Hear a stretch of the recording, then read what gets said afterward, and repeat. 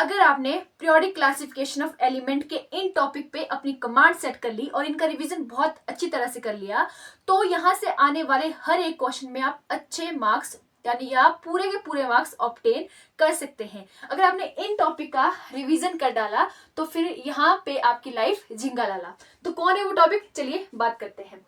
तो चैप्टर है हमारा पीरियोडिक क्लासिफिकेशन ऑफ एलिमेंट, जो कि बहुत ज्यादा इजी और हम सबका फेवरेट टॉपिक है और बहुत ही ज्यादा स्कोरिंग आपका चैप्टर है। यहाँ से जो आपके स्टूडेंट है वो बहुत ज्यादा छोटी छोटी गलती करते हैं। क्यों? क्योंकि उनके रिवीजन में आपकी क्या रह जाती है, कमी रह जाती है। उनको पता नहीं होता कि कौन सी पॉली टॉपिक है जिन पे हमें बहुत ज्यादा फोकस करना है। तो आज की इस वीडियो में हम देखेंगे कि कौन से आपके टॉपिक है जिन पे आपको बहुत ज्यादा फोकस करना है और आप यहाँ से किस तरह से पूरे के पूरे मार्क्स आपके ऑब्टेन कर सकते हैं और अपने स्कोर को एनहांस कर सकते हैं। तो चलिए शुरू करते हैं।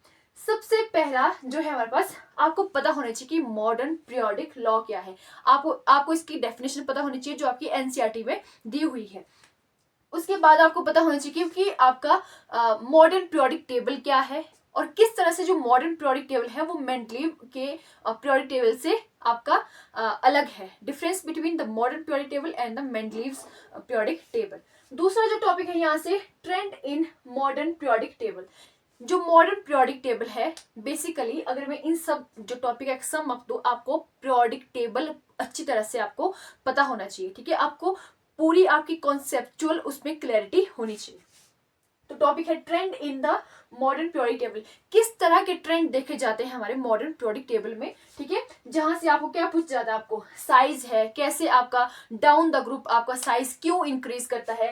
आपका अगर आप लेफ्ट टू राइट पीरियड में जाएंगे तो आपका साइज क्या करता है, डिक्रीज करता है। ठीक है, आपको वैलेंसी क्यों जो आपके डाउन द ग्रुप वैलेंसी आपकी इंक्रीज करती है, आपको ये सब कुछ चीजें पता होनी चाहिए। साथ में आपको केमिकल रिएक्शन किस तरह से करते हैं आपके element of the modern periodic table, ये भी आपको पता होना चाहिए।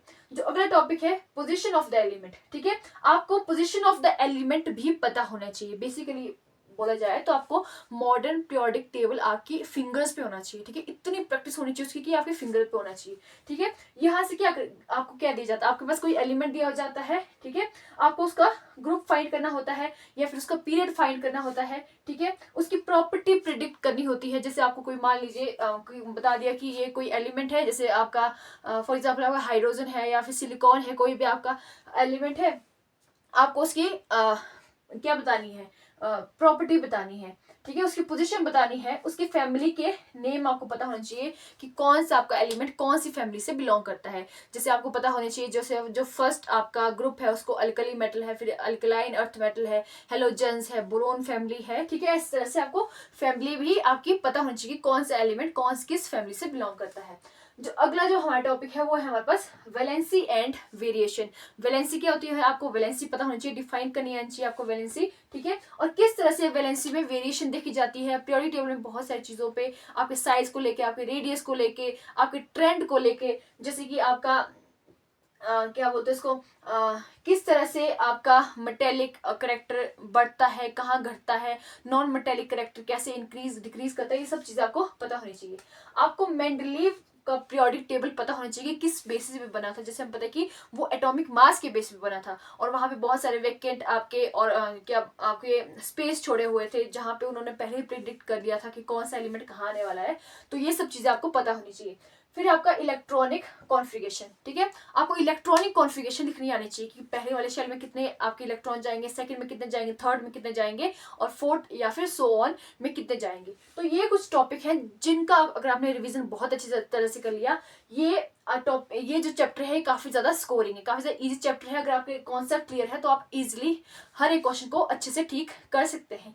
इसके अलावा आपको जो आपका लॉ ऑफ ऑक्टेव पता होना चाहिए, कैल्शियम तक ये था, डोबेरिन का ट्राइयाड क्या था। ठीक है, ये वाले क्वेश्चन भी आपको याद करने पड़ेंगे या फिर आपको याद रखने जरूरी है।